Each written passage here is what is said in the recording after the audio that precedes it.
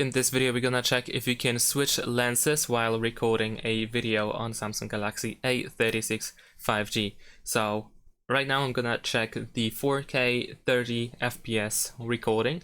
So we're gonna start recording, and if I try to zoom in, it does work, but I'm not sure if we are actually switching lenses over here. Let's see if I try to zoom out, if there is any jump. No, so this is the single lens, the camera lens, but of course we can switch to the front camera, so that is pretty cool.